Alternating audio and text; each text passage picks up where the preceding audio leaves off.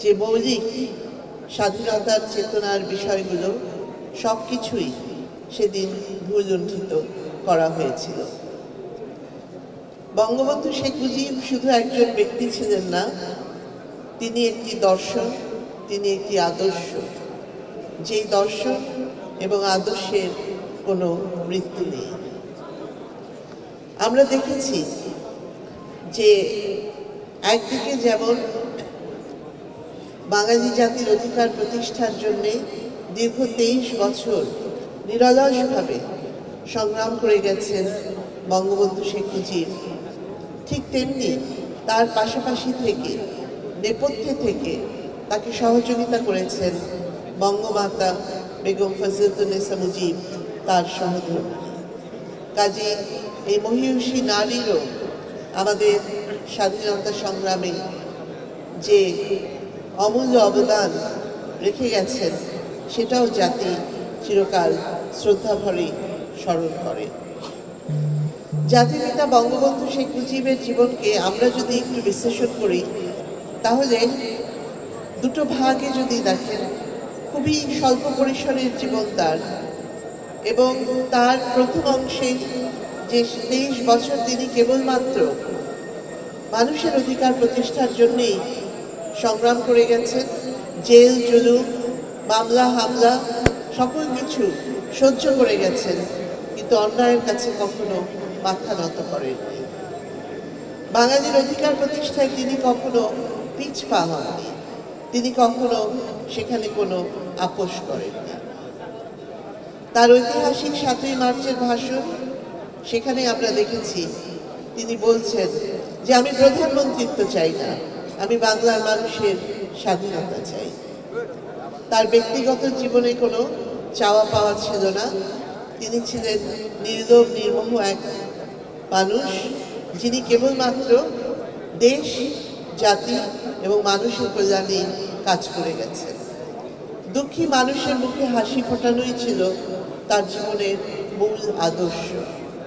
এবং আমরা একটু লক্ষ্য করলেই দেখি যে টুঙ্গিপাড়ার সেই খোকা থেকে বেড়ে ওঠা, পরাধীনতার শৃঙ্খল থেকে বাঙালি জাতিকে মুক্ত করে স্বাধীনতার সূর্য ছিনিয়ে এনে একটি স্বাধীন বাংলাদেশ, স্বাধীন সার্বভৌম বাংলাদেশ, লাল সবুজের পতাকা এবং একটি সংবিধান উপহার দিয়েছিলেন আর অন্য কেউ নয়, জাতির পিতা বঙ্গবন্ধু শেখ মুজিব।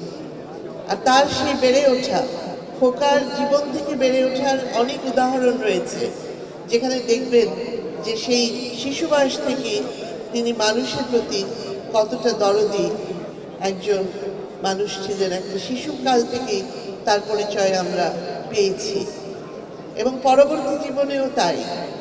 এই দুঃখী মানুষের কষ্ট লাঘব এবং বৈষম্য, অন্যায়, অনাচার এর বিরুদ্ধে দাঁড়ানোই ছিল তার জীবনের মূল লক্ষ্য।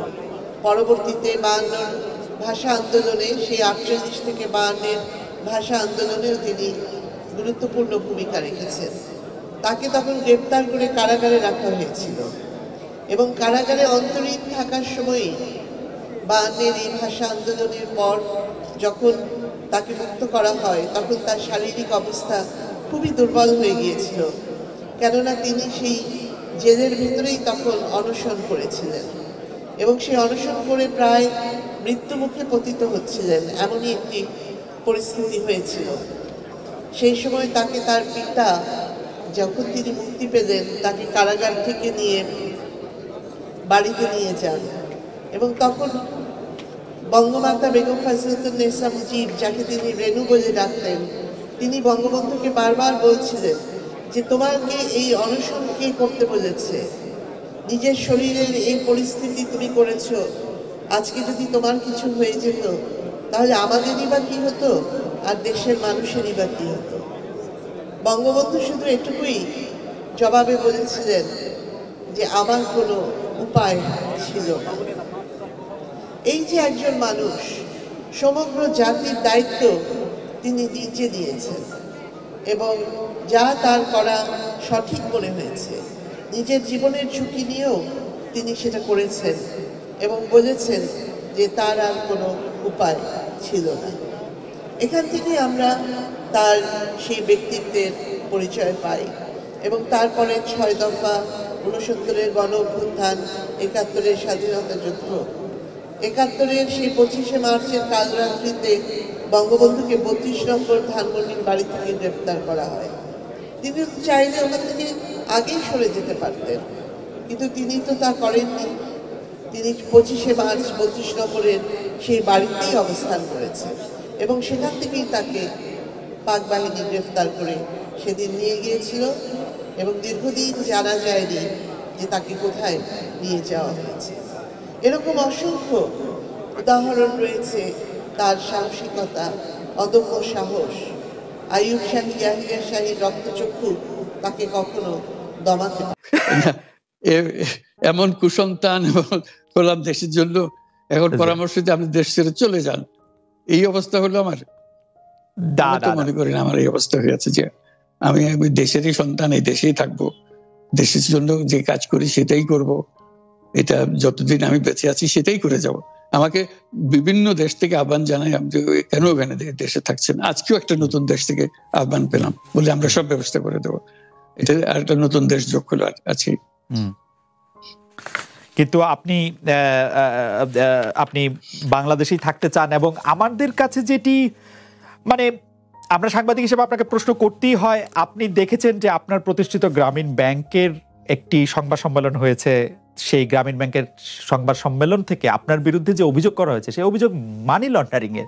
সেই অভিযোগের ক্ষেত্রে বলা হয়েছে আমি সবচেয়ে ডাকু বাংলাদেশে, সবচেয়ে বড় ডাকাত এদেশে, কাজে সেই হিসাবে সবাইকে জানান দেওয়া হচ্ছে, সেই হিসাবে আমি পরিচিত হয়েছে। আমি সবচেয়ে বড় ডাকাত, আমি সবচেয়ে সাংঘাতিক মানুষ যে দেশের সর্বনাশ করে যাচ্ছি, সেইভাবে পরিচিত হয়েছে। আপনি আমাদের একটু বলবেন যে আপনি বাংলাদেশের জন্য বা আপনার পরবর্তী লক্ষ্যগুলি কি সারা পৃথিবীর জন্য? আপনি তো শুধু বাংলাদেশ নিয়ে ভাবেন না, যে আপনি আসলে কি করতে চান বা কেমন দুনিয়া চান বা কেমন বাংলাদেশ চান, সেটা আপনার কি লক্ষ্য এই মুহূর্তে? ওই যে বললাম যে এটাই হলো আমাদের স্বপ্নের বীজতলা, যে আমাদের স্বপ্নগুলো একটা দাসে একটা নতুন আইডিয়া আসে, সেটা একটা বীজতলা। এটা আমরা ট্রাই করে দেখি, একটা ছোট আকারে করি, এটা সফল হলে একটু বড় আকারে করি, এটা বাংলাদেশি করি। একবার সফল হলে সারা দুনিয়া এটা লুফে নেয় দেওয়ার জন্য, সারা দুনিয়ার লোক এখানে আসে, আমাদের লোককে নিয়ে যায়, এইভাবে কাজকর্ম করছি। এটা আমরা একটা থাকছি বাংলাদেশে, করছি বাংলাদেশে, কিন্তু সারা দুনিয়ার লক্ষ্য আমাদের দিকে, আমরা কি করছি, কি চিন্তা করছি, কিভাবে এগুলো পরিচালনা করছি। এবং তার মধ্যে ব্যাখ্যা হিসেবে যেটা আমরা বারবার বলছি, আমরা একটা নতুন পৃথিবী গড়তে চাই। সেই পৃথিবী হচ্ছে 3 শূন্যের পৃথিবী। এরও বহুবার বলা হয়েছে, তার উপরে বই লিখেছে 3 শূন্যের পৃথিবী কি হবে, যে 0 কার্বন এমিশন, যেহেতু পৃথিবী ধ্বংস হয়ে যাবে এই গ্লোবাল ওয়ার্মিং এর কারণে, একে রক্ষা করতে হলে আমাদের 0 কার্বন এমিশন অ্যাচিভ করতে হবে। কাজে এটা এমন বিশ্ব আমাদের গড়তে হবে যেটা 0 কার্বন এমিশনের বিশ্ব হবে। 0 ওয়েলথ কনসেন্ট্রেশন। আমরা উন্নয়ন বলছি, যে উন্নয়নের সফলতা গুটিকত মানুষের কাছে যায়। এটা শুধু বাংলাদেশে না, সারা পৃথিবীর এই অবস্থা, যে সমস্ত টাকা গুটি হতে মানুষের কাছে চলে যায়। দুনিয়ার যত সম্পদ আছে এই মুহূর্তে, তার 90% যে সম্পদ, এটা হয়তো 5% লোকের কাছে, 90% 5% লোকের কাছে রয়ে গেল। এবং আগামী দিনে এটার পরিবর্তন অন্যভাবে, 90%-এর জায়গায় এটা 95% হয়ে যাবে, ওই 5%-এর জায়গায় এটা 3% হয়ে যাবে। অর্থাৎ লোকের সংখ্যা কমে যাবে, সম্পদের পরিমাণ তাদের কাছে অনেক বেড়ে যাবে। এটি হলো বর্তমান অর্থনীতির কাঠামো। আমরা বলছি যে এই কাঠামো যতদিন থাকবে এই পৃথিবী টিকতে পারবে না। আর তো হলো 0 আনএমপ্লয়মেন্ট। বিশেষ করে আমরা যেটা জোর দিয়ে বলি, সেটা হলো যে এই যে আর্টিফিশিয়াল ইন্টেলিজেন্স, এটা পৃথিবীকে ধ্বংস করে দেবে। কাজে তার আগে আমাদেরকে ঠিক করতে হবে টেকনোলজিকে আমরা কতদূর নিয়ে যাব, কোথায় সীমারেখা টানবো, এটা ঠিক করতে হবে। সেই পৃথিবীর নাম দিয়েছি আমরা 3 শূন্যের পৃথিবী, 30 ওয়ার্ল্ড। এই আমরা একটা পৃথিবী গড়তে চাই যেখানে এই যে 0 ওয়েলথ কনসেন্ট্রেশন, 0 আনএমপ্লয়মেন্ট এবং 0 ওয়েলথ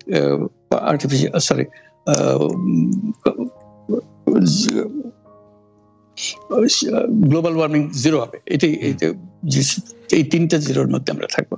তো সেটা আবার বিভিন্ন দেশে এটা পর্যালোচনা বৈঠক হচ্ছে, বিভিন্ন বিশ্ববিদ্যালয়ে সেটা নিয়ে আলোচনা হচ্ছে, আমাদেরকে আমন্ত্রণ জানাচ্ছে, আমরা সেগুলো বিশ্বকে বোঝানোর চেষ্টা করছি।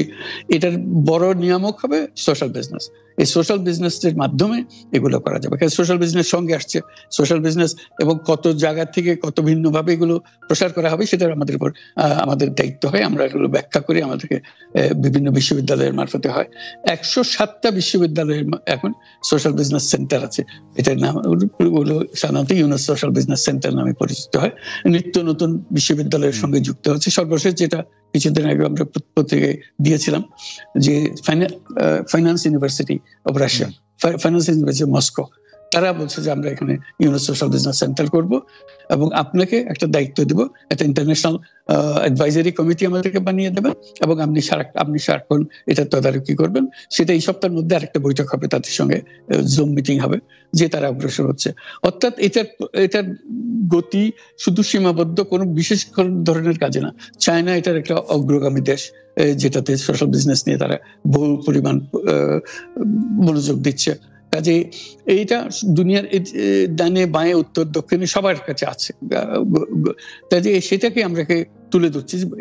এটার আমাদের বড় বক্তব্যটা হলো যে বর্তমান যে কাঠামোর উপরে বিশ্ব পরিচালনা হচ্ছে, সেই কাঠামো, সেই বিশ্ব এটা আত্মঘাতী একটা বিশ্ব।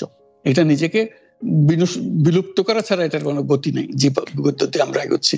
কাজে এই বিলুপ্ত হওয়ার আগে যদি আমরা নতুন কাঠামো করতে পারি, নতুন সভ্যতা গড়ে তোলা, এই নতুন সভ্যতা গড়ে তোলার জন্য এই সমস্ত আয়োজন হচ্ছে। সেই কারণেই এই পৃথিবীর এত ইন্টারেস্ট দেখছেন, যে আলোচনা দেখছেন, যে তারাও অনুভব করে যে এটার একটা রাস্তা বের করতে হবে। আমরা একটা রাস্তা বের করেছি, এটা তাদের কাছে সম্পূর্ণ মনে হচ্ছে নাকি আরো এডিশন দরকার হবে, কিন্তু তারা এটার মধ্যে জড়িত হতে চায়, তারা করছে। তার সঙ্গে আমরা 30 ক্লাব, আমরা বলছি যে এটা শুধু মুখে কথা বললে হবে না, এটা কার্যে পরিণত করতে হবে। 5জন সদস্য নিয়ে ইয়ুথদের মধ্যে প্রচার করার, যুবকদের মধ্যে প্রচার করার জন্য 12 বছর বয়স থেকে 35 বছর বয়স পর্যন্ত, এই বয়সের মধ্যে যে 5 জন মিলে একটা ক্লাব করবে, 30 ক্লাব। তাদের অঙ্গীকার হবে, আমি ব্যক্তিগতভাবে কার্বন এমিশন জিরো করব, আমি ব্যক্তিগতভাবে ওয়েলথ কনসেন্ট্রেশনকে বন্ধ করব, আমি ব্যক্তিগতভাবে আনএমপ্লয়মেন্টকে বন্ধ করব। এটা ব্যক্তিগত, আমি এমন কিছু কাজ করব না যাতে এগুলো প্রসারিত হওয়ার সুযোগ পায়। কাজে 5 জনে প্রত্যেকে এটা যখন সফল করবে, তাদেরকে বলা হবে 30%। এই 5 জন যদি 30% হতে পারে এবং আরো ক্লাব যদি 30% সৃষ্টি করতে পারে, আমাদের বক্তব্য হলো তাহলে আমরা 30 বিশ্ব গড়তে পারবো। কারণ পুরো জিনিসটা সৃষ্টি করছি আমরা নিজেরাই ব্যক্তিগতভাবে। এই যে ওয়েস্ট, প্রচুর ওয়েস্ট, আমরা বর্জ্য, এই বর্জ্যতেই আমরা শেষ হয়ে যাব। কাজে আমি বর্জ্যের আমি যদি 30 ক্লাব করি, প্রথম কাজ হলো আমি যে জিনিস আমার দরকার নেই সেই জিনিস আমি কিনবো না। কারণ কিনলে এটা ফেলে দিতে হবে, এক সময় ফেলতে হবে।